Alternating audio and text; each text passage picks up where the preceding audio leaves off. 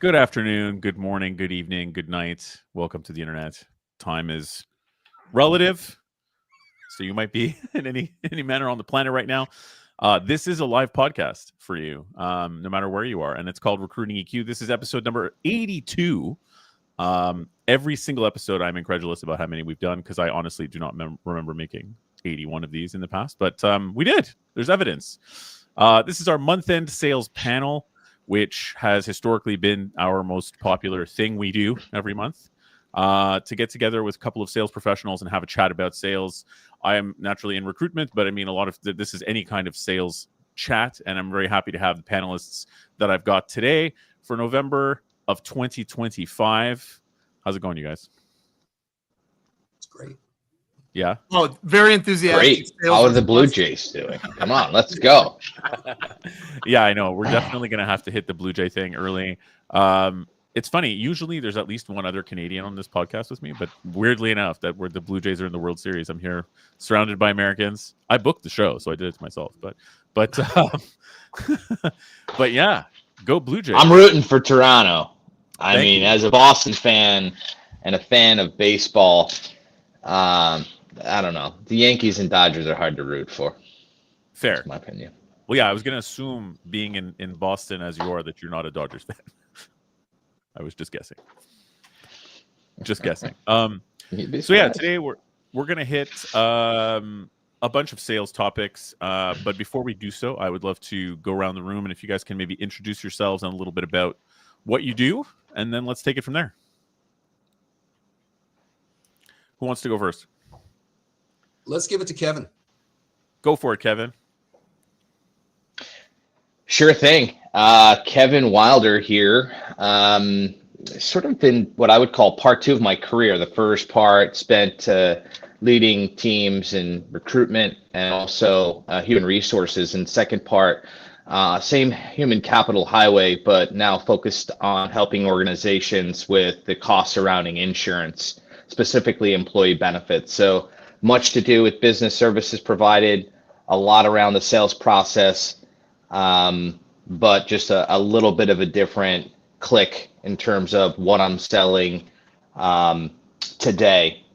Most of the past 20 years of my career have been spent in the U.S. working with manufacturers, in large part, a variety of shapes and sizes, private owned, private equity owned, publicly traded, you name it. All of those organizations I'm usually talking to, communicating with CFOs, CEOs, heads of HR, COOs, executive level suite professionals. So again, human capital highway, a little bit of a different lane, same audience, much of the same talk track, just a different product today.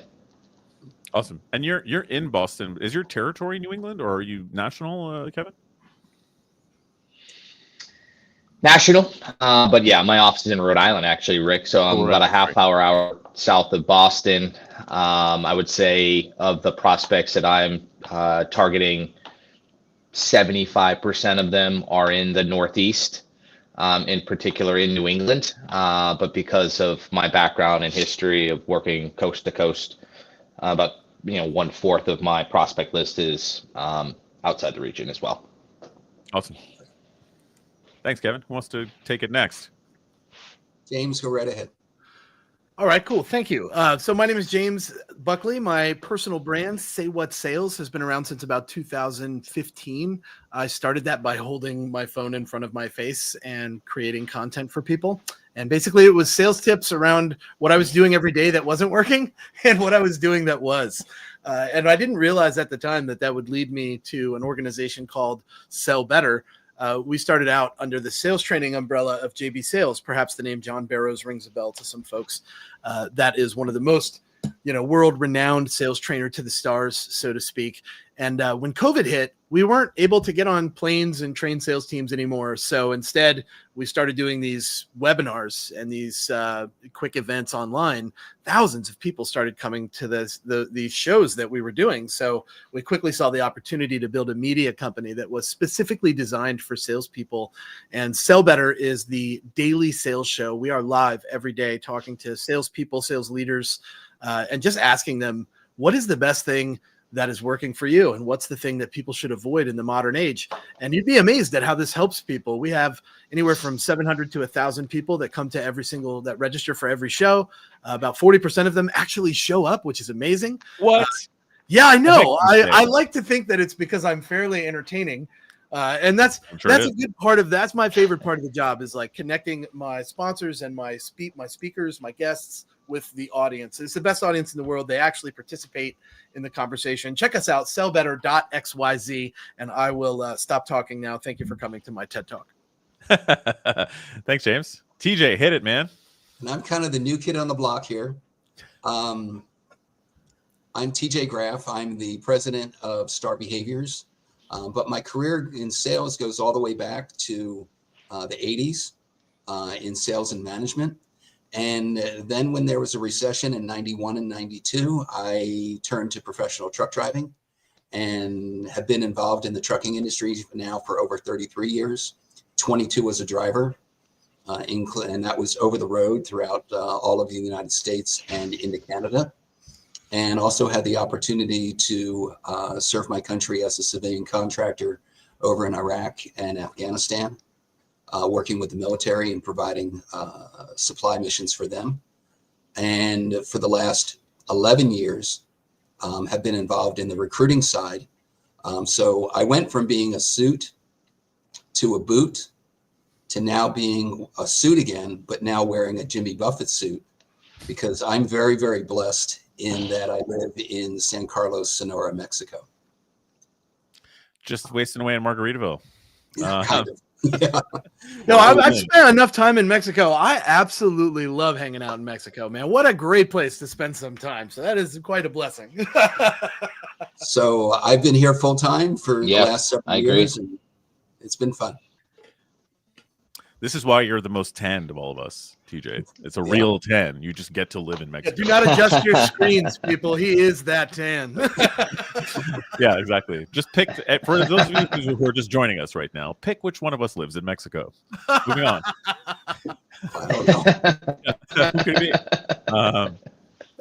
Who could it be? Well, thanks, guys. And thank you all for being here. For anyone who's joining this live, speaking of comments, we stream out live to LinkedIn, YouTube, X, Facebook. So there's multiple accounts that this is streamed out live to. Please feel free to bring anyone on the panel your comments and questions. We usually get good participation on the show. If you wanted to have a sidebar conversation with us, understand we are not on that app with you right now. So that's something that does not work, unfortunately. But yeah, when there's a lull in the conversation, happy to get to your comments. Guys, I would love to hit this from a number of different angles. I don't know what you're seeing out there, but usually what I start is just to sort of get a temperature check on how we're feeling about the market in general and what we're seeing as sales professionals or people who talk to sales professionals. Because I think we're into Q4 now. We're winding down 2025. I remember doing this. Interesting language, winding down. Yeah. Well, I mean, we're in a way, right? I don't know. I think any sales leader would tell you they better not be winding down. This is the time to make magic. Yes, exactly. And magic is what we're going to need. I remember being at end of October or end of September of last year, and everybody end of September, end of October especially, was like, we just need to get over the hump of this election. As soon as we get over the hump of this election, no matter who wins or loses, there's always a hump. There's always another hump, you know? Yeah. But then it was like all sales problems will go away. Everything's going to be incredible. That's the one thing that hampered and harpooned a lot of people's 2024. A lot of people had a rough 2024. I think their emotional status played more into that than the market. Of course. I just want to go on record of saying that a lot of emotional issues took place during that time period, and it set the tone for their year, and that's where they went wrong. That's my opinion. I'm going to hard agree with you, because that's where I was going with this, is that clearly that was not true. And I think we all knew, like, logically that didn't make any sense. It's a complex market with a lot of different kinds of moving parts, and it still is that. And in some cases, I deal mostly with people in recruitment, right? And in some cases, salespeople in some verticals of recruitment killed it this year. how to I think if anything, the election probably indicated a shift in the focus of your ideal clients.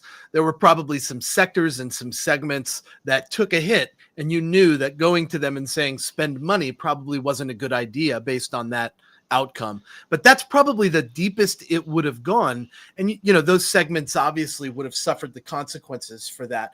But in the end, I feel like that particular crutch of the election is the same as the economic downturn, is the same as the job market, is the same as the housing crisis. We always find something to justify why we're not doing the numbers, why we're not hitting the goals.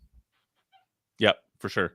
Kevin, we've lost him. We pissed him off so bad. No, I'm kidding. I felt like he had some rough internet issues happening right there for a while. Yeah, he was lagging. Hopefully we can get him Either back. that or you chased him away. I did not, Kevin. If you're listening, I didn't mean it, buddy. Come back to us, Kevin. We love you, Come Kevin. back, man. Oh, he's back. I think the internet issues are real. Kevin, you're back. There he is. I'm in the office too, of all places that have internet issues, but that's fine. It's neither here nor there. I actually, truth be told, I went to get on this, and because our corporate sort of IT policies has Vidyard or StreamYard blocked internally, so I'm on my phone. It's one of the challenges of working for a company that has 10,000 employees. We have to have pretty tight belt around things like this. But for that, there's so many more things that we can talk about as to why I'm here. So I digress, and we'll say, hopefully that doesn't happen again. Yeah, no worries. Thank you for joining us back. Yeah, that's the thing. Here I am asking people who are very much at work in the office to just hop onto podcast software using your office internet during the day, which is not necessarily always a thing that you are allowed to do. So it's a good point. But thank you for joining anyway, Kevin. Thank you for being a good sport and joining anyway. But I have to agree with James on what you said. That people will always come up with excuses and reasons why they're not doing well. And I have a wonderful saying, we always talk about the glass half empty or half full. And I've always looked at life and said, you know what? Forget whether the glass is half empty or half full. Just get a bigger glass. Yeah. That's interesting that's your perspective. My perspective has always been there's no glass. The glass is a myth. It doesn't really exist. When you run out of space in that glass, you get another glass. Yeah, exactly. For sure. Yeah. It's something that I like to call. I took to calling it this coming out of COVID. Is it's being in idea jail. Sometimes you don't even when you're in idea jail for like your whole life or whatever, you don't know you're in idea jail.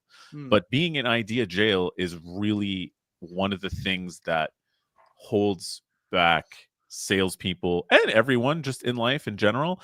But a good version of that, just to sort of qualify it again, the limitations, right? Like glass half full, glass half empty. To both of your points, it is like looking at it from this very limited view and saying there's only two ways to look at it. Either this is a positive or a negative, or try to find the positive in it, but we're still looking this big, right? If you're in recruitment like myself, some people think that sales is reaching out to a lot of clients and asking and talking to hiring managers and asking if they're hiring. And if someone says yes, then you take what job they have. Have you sold them anything when you're doing that? Not really, right? Like this is the exposure we're getting now to, or showing how exposed those roles are is, hey, there's a tool called, there's a million tools that are AI tools called whatever, the whole list of them that can actually do that, right, for you. So, unless you're using your humanity to sell something or have some sort of influence, are you even really selling? And when you're in those like limited views, oftentimes that's where you're reacting to the market, right? I mean, that's where you're like, oh yeah, the market's down, so this is why I have no sales. I want to chime in here, TJ. Tell me if you agree. I think this depends on how transactional your deals are. Every company has a ticket item, an average contract value, right? And I think, to say you're not calling people and saying, do you have a job? Yes. Great. Tell me about it. I'll take it. I'll fill that job for you. Right. If that's a small ticket item, then you probably are able to play the numbers game and make some sales every day and get things going and create revenue.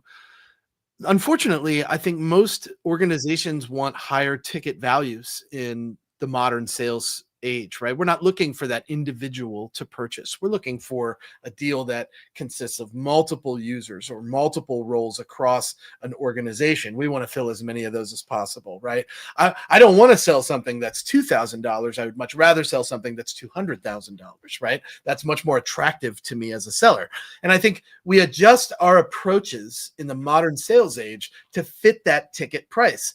If it's transactional, the least amount of friction between you and the buyer is definitely needed. In some cases, you don't even need a human being. I totally agree. However, if it's a high ticket item, these people want to feel like they matter. They want to feel like their money is being spent with others that they have trust with and that they are going to do the right thing with that money and give them what they offered them, give them what they promised them. Right. And that's a completely different kind of sales process. So I think it's important we make the distinction between the two. You know, when I first started in sales back in the 80s, I worked on the Jersey Shore and sold Canon copiers. And back then, copiers were totally different than what they are today. Yeah. And we carried the copiers in the back of our cars, up to 500-pound copiers. I was going to say they're the size of a fridge back then. We had carts that were like special made. No, yeah, special made. But they were like coroner carts where you're rolling a dead body onto it and carrying these copiers up into the offices and so forth. And my sales manager, he taught me something very, very easy. And that was that there are cake deals and there are bread and butter deals. The cake deals,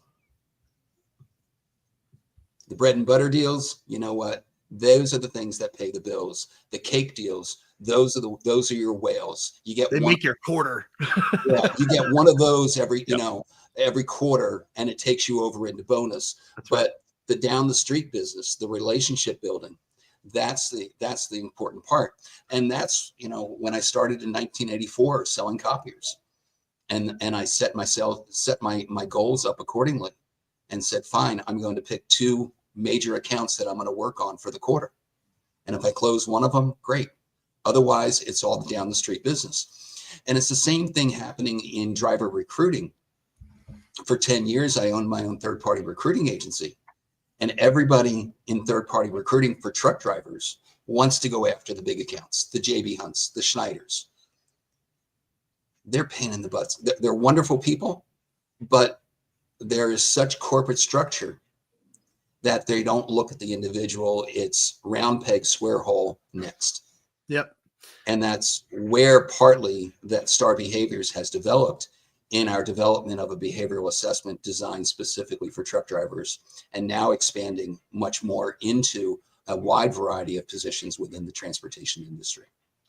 That's super interesting. You position the cake deals and the bread and butter deals from the perspective of the buyer.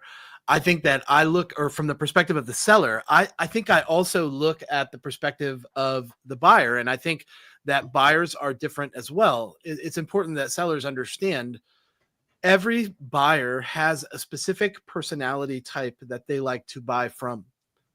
Just like every seller sells to a very specific personality. I am extremely high energy. Sure. So I sell to people really well that appreciate that high energy. But introverts tend to find me a bit overwhelming. I'm too much for them. So I have to be able to recognize that and either adjust my approach or make an introduction to a team member that's a bit less energetic so that deal has a better chance of getting over the finish line. And I think that matters more than, is this a transactional deal, bread and butter deal, or is this a cake deal? I think it's, does the buyer and seller match up? Am I adjusting my approach to match my buyer's expectations? Because that's what's going to get them over the finish line, especially in Q4. Q4 is probably the most important time to align that buyer with the seller. Sure. Fully agreed. And I am finding, speaking to sales professionals, at least in recruitment, mostly in IT sales, and even myself, I'm finding that the cake deals are still the cake deals. right? That hasn't changed very much. They're more relationship driven. You have to talk to higher stakeholders. They take a longer, there's a longer sales cycle, and they pay off dividends. It's a little bit more complex to get them, You but can they're add still procurement and legal to any one of those cake deals, and you already have like another 6 to 8 months added to your deal. yeah, exactly. You're not going to expect a ton of cake deals a quarter, like we're saying, and that's fine. That's what makes them cake deals, and you celebrate them, and that's great. It's the bread and butter deals that I'm finding have changed because the methodology of going about something transactional, of outreaches, of cold calls, of email sequences, or whatever else, a lot of those things aren't as effective as they were before, tool wise.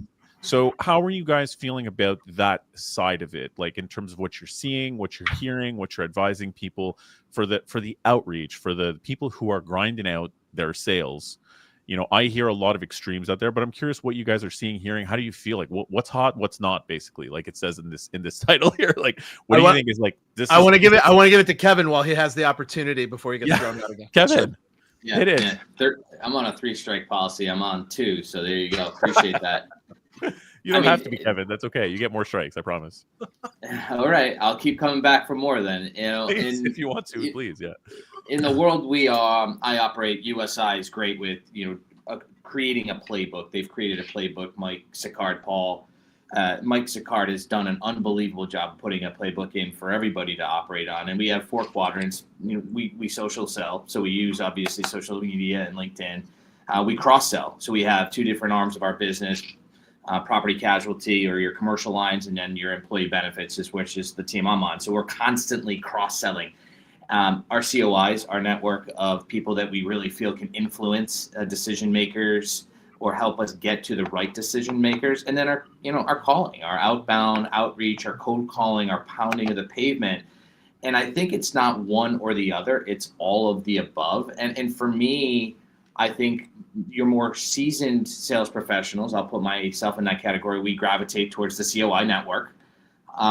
For some, maybe they're going to gravitate more to social selling because it's just become so mainstream over the last 10 or 12 years, especially since post-COVID, when everybody was using their computer to really drive their sales and outbound outreach. All those social media naysayers vanished during COVID. Oh, they were all like, "This is ruining our society." And then COVID hit, and they were like, "Thank God we have social." Unbelievable. Yeah, it's true. Yeah, and so many people have become perennial President Club winner purely based on their interest to using social media. And there are a lot of people that are very smart, probably smarter than or more experienced than some of those. But they were going to the job site with a shovel instead of a bulldozer, as far as I'm concerned. And you're making it harder on yourself. And so I think social media is really, for me personally, has become a much more predominant component of my daily standard work as a professional. And as I look and listen to other team members, because I'm surrounded by hundreds of people and I'm on calls weekly talking about what's working, what's not working, our network of COIs absolutely is a game changer. People that are going to vie for us, they understand our work, how we go about it. And without our COIs and social media, you're just another person making cold calls, dumping into voicemails that never will be listened to. And, for those of you that have never heard the term COI before, it stands for Circle of Influence. I just wanted to point that out because so many people don't come from the real estate background or the MLM background, and Circle of Influence is, or the insurance background. Circle of Influence is a common term used in those industries. Absolutely. Yeah. And to your point, Jen, I didn't use it before. And I said this jokingly to some of my friends. If I implemented some of these strategies as either a practice leader, a P&L owner, or even at the desk level in the early 2000s, I probably would have, I don't know if I would have ended up having an opportunity to leave the industry because I would have had such a large book of business as far as I'm concerned. This is a playbook that, if used, is very effective. Sure. I think the thing I'm seeing is that leaders, buyers, decision makers, people that actually have access to budget are text exhausted. For sure. The solutions that have come to the surface over the last 2 to 3 years have enabled sellers to, what I lovingly refer to as, abuse these particular systems. And correctly. I'm going to make a list. First of all, I'm going to make a video for this one prospect. His name is Jim. And then I'm going to run a report in my CRM. First name equals Jim, right? Title equals all the titles I sell to. And then I'm going to send this generic Jim video to 1,000 people. No. Number one, if you ask any director and above to show you their inbox, you will see that the amount of unread messages is probably in the hundreds, if not the thousands. When you scan those messages, it's really easy to pick out two things. Sales messaging that has been templated or written by AI, very easy to find, very easy to identify, and stuff that's marketing driven, stuff that I didn't ask for that's hitting everybody's inbox, very obvious. I don't even need to open it. They scroll that inbox and they just go down the list, check, and then they hit the trash can. And the stuff that's left is the stuff they actually do want to read that day. If you don't do this, you are an alien, someone from another planet. We all do this. For sure. This is Absolutely. human behavior. Sure. If you know that, not only do your subject lines in the written word have to be screaming, I wrote this for you, but the preview text has to be so gripping that they're like, oh, and that doesn't mean use their name. Let me be very clear. Right? That doesn't mean do the How to Win Friends and Influence Dale Carnegie thing where you're like, Kevin, you don't know this, Kevin, but I've been watching you, Kevin. Stop it. Right? Well, everyone does it too. Dude, we all do it because that early, sales training just caught wind in the 80s. Yeah. Right? So we all do this. The written word has become something that we have to do two things. One, we do have to play the numbers game. And two, we have to have a multi-channel approach. I'm with Kevin. I am extremely difficult to ignore if you are one of my prospects. Because I don't care what you log into, you're going to see my face. I will be in your notifications. I will be in your inbox the next day. I will leave you a voice note.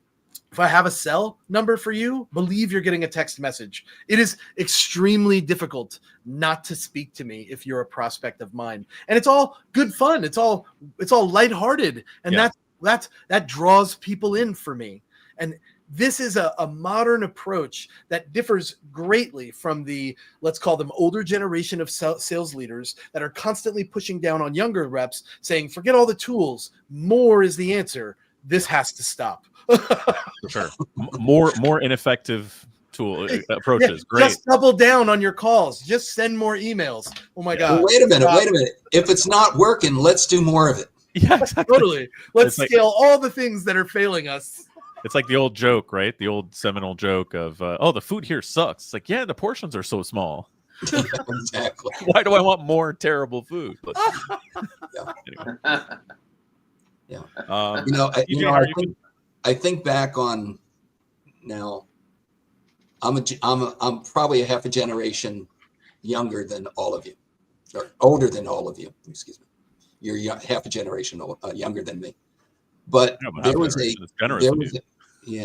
a commercial done by United Airlines back in the early 90s, prior to the internet, and it was called The Call.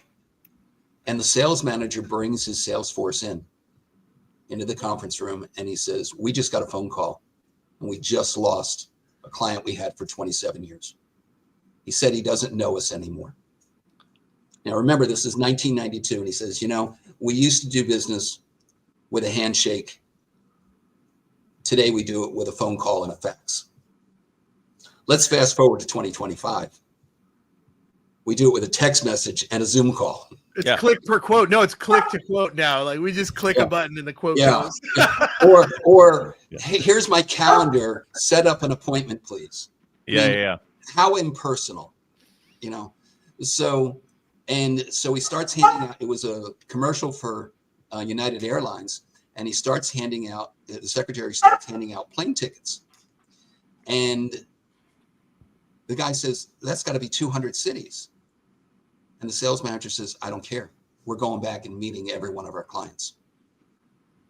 And then the one sales rep looks at him and says, so what are you going to go do, Jim? And he says, I'm going to meet that client that just dumped us, who said he didn't know us anymore. So much is built on relationships. And we forget that, I don't buy from you on the first connection at LinkedIn don't try to sell me. Build the relationship first. My granddaddy taught me that relationships are built on the golf course. The deals are written at the 19th hole on the napkin. That's a nice little gem. I appreciate that. What I will say is that you should find that commercial and mail it to everyone at United Airlines so that they can remember what their mission was. Because if I could tell you anything, there's an industry out there that could give it a shit less about their prospects. It's the airline industry. I can tell you that. I agree. I feel like it's changed just a touch since COVID. I mean, forget since 9/11, but like since COVID specifically, like it's just absurd. Local travel, not to get into a whole bunch of Canadian stuff, but local travel in general in Canada has lost its way. I feel like there's almost like a disingenuousness that people expect from advertising now, or from sales messaging now.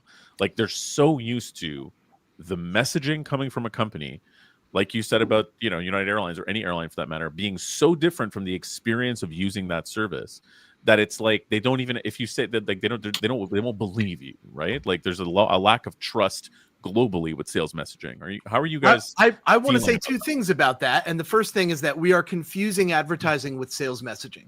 Those two things aren't the same. They're not, right? But I feel like they get lumped into the same category a lot. Well, that's a problem on the buyer side. The buyers confuse those things. And when you talk about buyers, there are two types of buyers. This is Jamie Diglio. She has this thing called the win room. And she said this on my show the other day, and I loved it. There's two types of buyers to be concerned with. One of them is a learn it all buyer. These people love to learn new things, learn new tech, learn new solutions, new methodologies, new processes, new this, new that. They're so excited, right? Ideal buyer. And then there's the know-it-all buyer. These are the ones that have 1,000 objections that don't matter to you. They know everything, regardless of how long they've been in the role itself. You can't tell them a damn thing about what they do because you're not them, and they know way more than you, regardless of how long you've been serving people, just like them, right? These people you will never sell to, most likely, unless you get them to know that they need you. Once they know that, then you can sell to them. So you have to lead them down a path where they now know that they need you, versus the learn-it-all buyer, where you can take an educational perspective and really show them something fantastic, and it opens their mind. And if you know that these are two different kinds of buyers, you can take steps to figure out which one is which before you even have the conversation. I'm a big fan of profile pictures and judging a book by the cover. When I look at your profile picture, do you look like this? Yeah. You probably take yourself really seriously, or do you look like me? Yeah. I will talk to anyone, and please tell me a joke. For sure. And the know-it-all buyers, it's like an inception that you need to achieve, right? You need to hang out with them and talk to them long enough for them to think that it is their idea to use your service. They need to be the one to come up with why, or it needs to feel that way to that buyer, which again is just understanding people, to your point, right? It's understanding what kind of relationship building. I think you just need to spend more time with that kind of buyer and hear them out and listen to them longer. Well, I'll say this and then I'll shut up and let my friends here talk. Stop trying to sell in your message. Sell in the meetings. That is where selling happens. Yeah. How do you guys feel about that? The features and benefits messaging, or the problem-solving messaging? That, yeah, I mean, from my perspective, I can understand and appreciate actually being the buyer and having had a multi-million-dollar spend around employee benefits. I did know a lot. And now that I'm on the other side, I know even more. So I think it's a both and, not an either or. When you're selling, you have to have empathy and you have to have confidence to tell them, yes, I get it. I understand you have a large spend that I'm not responsible for any longer. However, to your point, Rick, I have case studies that share specific financial impact that have impacted companies that are similar to yours, experiencing challenges that you're currently faced with. Mm-hmm. I mean, at the end of the day, how do you not listen to that? I mean, I've got a prospect I'm going to jump on after this call, and they have a $2 million spend, and I have a clear path based on the financials in order to save them almost $500,000. Yes, they do know a lot. Yes, they know a lot. They do. Yeah. And they have a large responsibility. They're running a business with over 200 people. That's a large responsibility. Not that I have at the moment. But why would you not listen? Yep. Well, I think Rick, Kevin, correct me if I'm wrong. I find that people buy for one of several reasons, but the two most prominent reasons are you're going to help me make more money, or you're going to save me money on something. And those are the two. Or I've heard it also said you're going to fix a problem that exists, or make a problem better, or you're going to show me something that I did not know that's costing me money. Right? Yeah. The three things that I've always said is save money, make money, or improve a process. You know, when I was preparing candidates going into executive level roles, VPs of operations, chief operating officers, if you can hit on one of those or all of those or two of those things in a way that the audience can listen and understand, then you'll be fine. But yeah, absolutely. Buyers are the same thing. TJ, I'm curious your perspective. What's it like in the trucking world for this? We're an outlier. Okay. We have been a disruptor for the last several years in reference to star behaviors. The trucking industry has been stuck in status quo city for the last 25 years in reference to driver recruiting. This is the way we've always done it. They're still stuck on driver recruiters working in office. Yeah. And I'm like, when is the driver available? Late afternoon, early evenings and on the weekends. Do you have your driver recruiters working those hours? No, but you could if the driver recruiter worked remotely. No. We have all our recruiters in-house, in office. 9 to 5. Yeah. Limiting everything that they could possibly do for you. Great. Fantastic. Yep. Kind of reminds you of the early days before CNN, when you got your news at 6 p.m., like it or love it. That's it. That was your choice. On the news channel. Yeah. Well, no, on the major networks. On the major networks, yeah. Yeah, but there were only like 3. Correct. 3 channels. Okay. At 6 p.m. and that was it. And why Ted Turner was brilliant. I mean, the news was the star. What do you mean, TJ? I only want the news that I want. I want my own. There you go. I don't want your news. TJ, you have something going on, and we talked about this briefly before we came on today. That is one of my favorite sort of disruptory sales techniques, which is the reframe, right? Like there's a common problem that people think they have, and you're coming in and saying, by the way, that's not the problem. This is the problem. Here is why, and here's how you fix the real problem that you have. Do you want to maybe elaborate a little bit? Because I love this kind of thing when you can pull it off. Sure. Very basically, the major issue that the industry has been talking about and propagated by the American Trucking Association has been that there's a driver shortage. There is not a driver shortage. And in fact, believe it or not, the lead economist for the ATA, Robert Costello, Monday night admitted there is not a driver shortage. The lie that they've been telling for 15 years. And now he finally admitted it's a quality driver shortage. So we can find plenty of qualified people to be truck drivers, but that doesn't mean that they're well suited to be drivers. It doesn't mean that they're going to be successful. It's kind of like the difference between Tom Brady and Johnny Manziel. They can both throw a football, they can run, they can jump, they can do everything that it takes to be a professional quarterback in the NFL. But one guy you want on your team 2 weeks ago, and the other guy, you wouldn't let him even babysit your dog. Ooh, take that, Menzel. Go ahead, Kevin. What do you got? Yeah. No, I thought he was talking about Brady. No, I'm just kidding. I'm a Pats fan and love Tom Brady.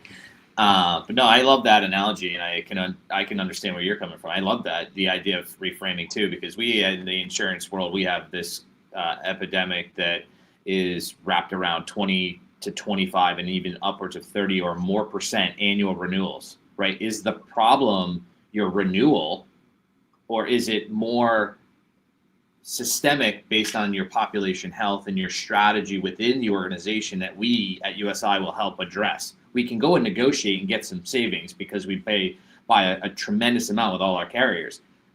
that might be 2, 3, 4, 5 basis points, but the real meat of the problem exists with your high cost claimants that aren't taking care of themselves, and we can help you sort that out. So I love the reframing there, TJ, and I think that's you could use that industry agnostic.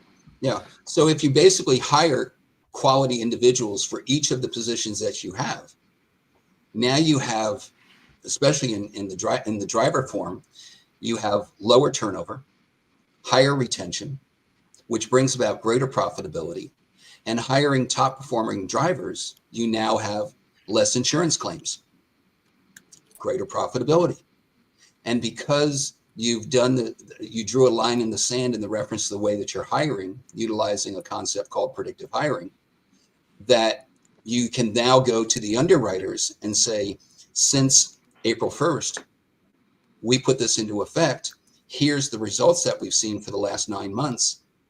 And Kevin, am I correct in assuming that the underwriters and you folks are able to listen to that and see quantitative data that now shows that they have changed behaviors in regards to their organization?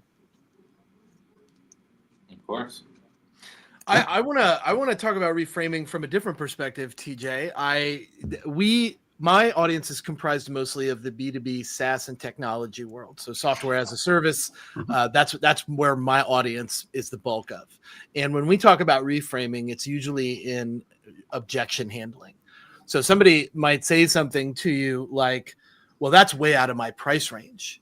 And most people would be like, oh, and then they attack that objection in some aggressive way. I'm asking a question like, well, it sounds like you might have had some budget conversations. Why don't you tell me more about that? That's a reframe so that I can open the door to the budget conversation that they opened. I did not open that door. They opened that door. Correct. About money, right? So we talk about reframing an objection in a lot of different concepts on the show, a lot of different contexts. And I think that's a really interesting way that I've not heard the term reframing. And that could just be your industry. Now, I want to talk about the proverbial they that you mentioned, because you were like, the lie that they've been telling us for 15 years. I love that language. The proverbial they, I believe, is the truck driving schools. I've heard this argument countless times, this shortage of drivers. The media that gets created often does things like this for extended amounts of time. I don't know if you guys recall, but in the 90s and probably in the late 80s, there was a big push for nurses. Oh my gosh, hospitals just need nurses. There were $10,000 sign-on bonuses if you were a nursing graduate coming into a hospital and agreeing that you're going to work there for the next 4 years. You know, like this was a big thing. So everybody started going to nursing school. Well, not long after that, the trucking school thing started. Come learn to ride the highways. Come be a truck driver, and you could buy your own big rig. And this big dream would hop up in these people's minds. They do these. The proverbial they, do these things so that they can pump an industry up. And here we are being told for 15 years there's a shortage of drivers. No, the desire to do the job is no longer there.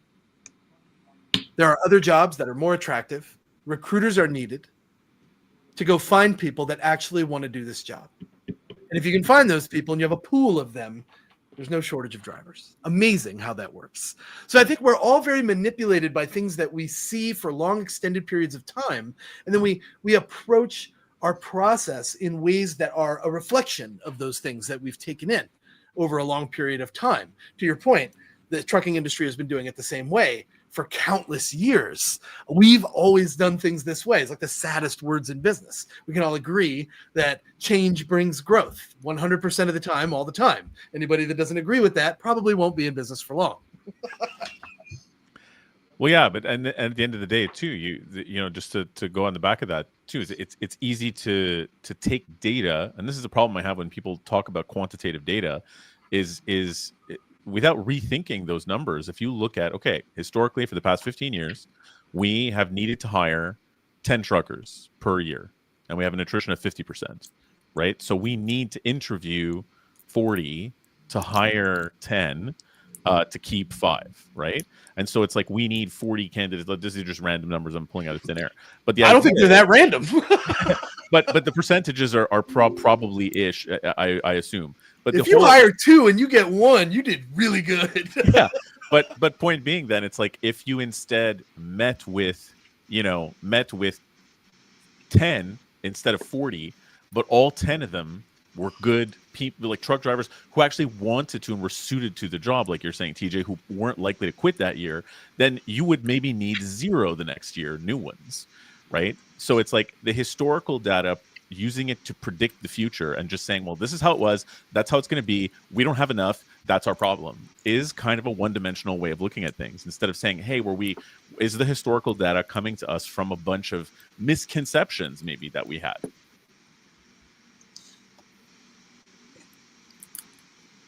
You know what I mean? Yeah, no.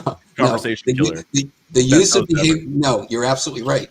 And very basically, it's slowing down the process. Yeah, for sure. To execute flawlessly. I don't need a whole lot of candidates if I can identify those candidates that are high quality. But can we also agree that we put a lot of processes that are unneeded in front? I've heard horror stories of really qualified people being on the market right now and having to jump through 6 different interviews and go through all of these processes only to then be passed up on the opportunity. And you're like, dude, why did I just go through all that? You wasted 3 months of my job hunting time and then passed on my opportunity despite the entire time telling me how great I've been doing. I'm so confused as a job hunter in the modern market. It's got to be the most frustrating thing in the world. On the flip side of that coin, and I think I mentioned this the last time we talked, Rick, you have new people coming into the job market with bachelor's degrees in kinesiology and sports medicine, expecting that their job in sales should pay them 6 figures right out of the gate because they have a sports medicine degree. No, that's the most unrealistic shit you could ever come into the job market with. Yeah. Expectations are wild, and I would love to hear your guys' take on this. But I think also is distress tolerance is also at an all-time low. So it's weird. I find myself getting into this double-edged sword debate where on the one hand, people are like, I don't want to do a business plan because I read online that everybody gets asked to do a business plan and they just steal your ideas. And that comes to me often. They steal your ideas. It's not worth it. Like, why am I doing a business plan as a sales professional or whatever else? Or it's like, why do I need to do 6 interviews? And in some cases, with some clients, it is BS. I agree with you. I think they all listen to the same podcast. They all think they're Google, and they're going to make people work like crazy to be in their brand that no one knows.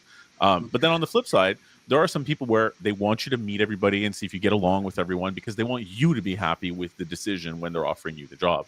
So it's this mixed bag. But anytime someone puts processes or asks anything of the candidate, now the candidate is so stressed out about every single thing that they're freaking out. And that's not a great place to start your sales career because you're still going to have to overcome objections and do all these other things when you get the job. How is this on your guys' radar? So you're seeing this kind of problem in the process? Yeah. The interview, go ahead, Kevin. I'm sorry. No, you, TJ, please.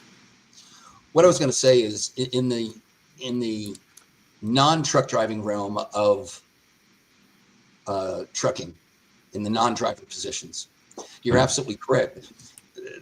They're putting people through 6-7 interviews, not selecting them, or for people that are extremely qualified, they're submitting their CV or resume, and 10 seconds later being told, thank you very much, but we're not selected. Yeah. And it's like, really? Why don't we have a phone call and let's get to know each other?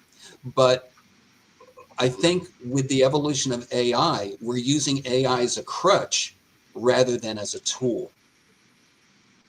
And using it it's just a tool. It is not the solution. Will never be the solution.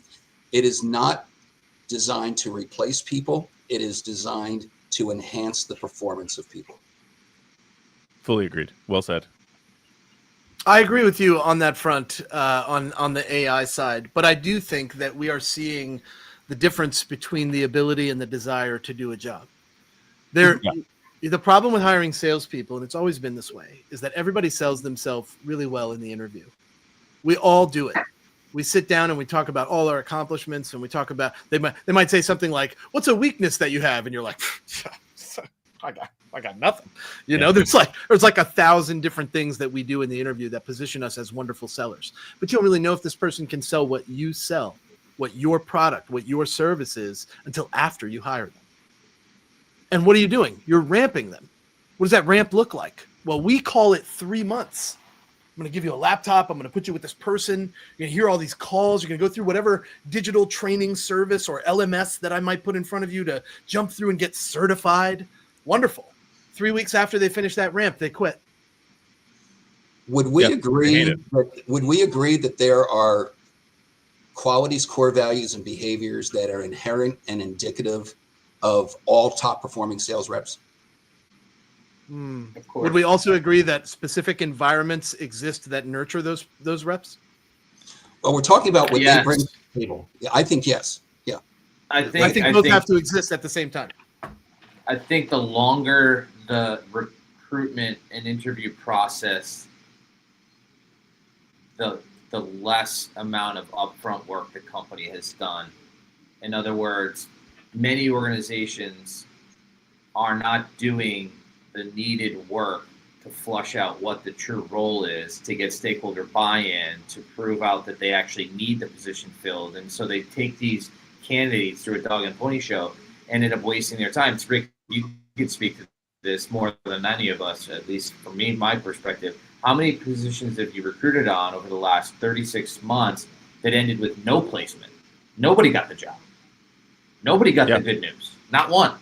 So I think many of the organizations out there that haven't really pulled together the profile of the role and the individual that fits the team, DISC assessment, predictive index, Myers-Briggs, whatever the tool that you want to use, to then say, all right, we've done our homework, we understand the needs, and then now we can challenge the candidates that all will sell us that they can do the job for capacity. What's their capacity? When shit starts hitting the fan, what are they going to do? And how much of that can they handle before they break? Because everybody has a bachelor's, has some experience in industry, has worked in a company that we like and that respect. Otherwise, they wouldn't get to the front door. Now we challenge them when really the going gets tough. Who's going to handle it? And there's ways to do that, right? So I think that the companies that take the most time up front are doing the best job representing their brand. And then secondarily, use the tools to flush out capacity first and foremost,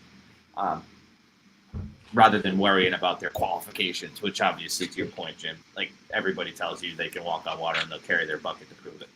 Yeah. Well, I'd love to hear from you guys before we call this thing on that exact sort of wavelength, right? Which is, and I agree with all three of you that I think that the person in question and what is their capacity, what is their desire to do the job, who are they, what are the innate behaviors and qualities that they possess, is something that has been out of fashion to talk about at all in hiring at all. It has been what is as a company, what has worked well in our history in this role. Let's look for that. And then let's look at their histories. It's our past and their past. How well aligned is my past and the past of this candidate? And that's the majority of what's being looked at. But are you guys sensing that we're moving, maybe because of the onset of AI, we're moving to an era where there is more interest and conversation? Certainly I'm seeing this a little bit about who is this person? Yes, maybe their past is less well aligned than candidate B. But when we met both of them, we think that the person's innate qualities, behaviors, etc., are more conducive to what we think will be successful in the job. Are you guys seeing that, feeling that? How do you feel about that front, the human versus the resume kind of discussion? Go ahead, Kevin. I see you. Yeah, I mean, I'm a living, breathing, actual example of this, guys. Like, I'm a person that had a fancy title and $100 million P&L, and now I'm a consultant with USI, one of 10,000 employees. But it matches with my strengths, my values, and what motivates me. There you go. So when I had an opportunity to look at the landscape, start my own recruiting firm, double down my efforts to find something in corporate that played to my recruiting strengths, go back into my human resources skills, and then wait a minute, you're just a schlep slinging an insurance, Kev? What's up with that? Like a midlife crisis, man? I'm like, actually, no, I'm really enjoying it. And here are the 3 reasons why. It matches to what my strengths are. I value the organization I work with and what the product we provide and services we provide. And it motivates the crap out of me because there's an equity opportunity at stake. So as far as I'm concerned, if you can find the alignment to those 3 things, strengths, values, and motivators, then a lot of mystery goes away. I love those three things. And I think that's what keeps people at jobs for a long time. I believe the average tenure of a new employee is about 12 months at this point. I believe that's the last average that I heard about. Now, in my opinion, I think we hire because we need a body, or we think we need a body, since we established that we don't always need a human to do this, but we do hire because we need a body. And I think people get jobs because they need money. But I think after they reach that level of income that's higher than anything they ever thought they would make in their life, it becomes less about money and more about lifestyle and whether or not they're happy at the culture, whether or not they feel supported at the company. I stay at companies because I was a job hopper. I did hop from shiny quarter to shiny quarter for far too long. And it took me having a self-awareness to be able to say, no, I'm the problem here. I'm not staying long enough to put any roots down to really grow. Yeah. And it took me changing who I was as an employee to find the employer that was going to allow me to put those roots down and that I fit the culture of, which is part and parcel to why I will never quit the Sell Better team. They will have to fire me and I will make it uncomfortable. And I say that often to my CEO, right? There is a level of, do I belong here? And are they helping me grow both personally and professionally? That matters in this conversation. And my belief has always been that we cannot grow professionally unless we are willing to grow personally. And yet the companies are hiring and refuse to coach to the person. They want to coach to the numbers and the results, but they don't want to help the person. And when they do that, finally step into the person, they find people that stay at their companies for 20 years. And they become high utility employees, utilities that most of the time, no one else can do this but you. You're the only person. You did this. You made this. Like these are employees we want, but we don't facilitate that kind of growth. Thank you again for coming to my TED Talk today. You mean the common phrase of job satisfaction? Yeah, well, I think job satisfaction is only one half of it. Employer satisfaction is the other. You get both sides, but this is again the person versus the role, right? And the job you do and the company you work for are not the one and the same. Right, and you can't keep 4- and 5-star candidates being a 1- or 2-star company. Amen, brother. Thank you for saying. If you want top performers, you have to be a top performing organization yourself. Yep. Amen. And that also requires some self-awareness. Yes. As a fan of the Patriots, and you look at Bill Belichick and his rapid downfall over the last 10 years because he became less. He just was not the player's coach, right? And so it is. You can draw so many analogies to the sports world when you start talking about culture and locker room and all the things it takes to be a winning team. But I couldn't agree with you more. It absolutely comes down to the organization. And now you look at Andy Reid with Mahomes. Wow, what a difference. I know nothing about sports, so thank you very much for offering some sports analogies that don't land at all with me. Thank you, guys. Thank you.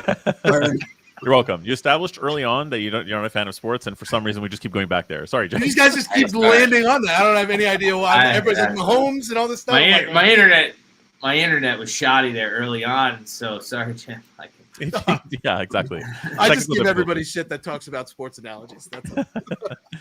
But in all fairness, this is the thing, though, too, right? Is that there's someone we have on the show relatively often, Jessica Allen, who you know as well, James, who introduced the two of us, who referred to that kind of thing as the business mullet, right? The business mullet, which is you're presenting this wonderful, shiny, beautiful thing on the forefront that's super well put together and whatever else, and then it's a giant mess in the back as soon as you get into the company, right? So it's like, don't be a business mullet where you're attracting the top talent with this, but then they get in and they discover the back. Well, so in the same token, don't be a talent mullet. No. Don't be a person that shows up and shows your best qualities in the interview and then tanks the job. Yeah, for sure. And then makes 2 sales calls a day.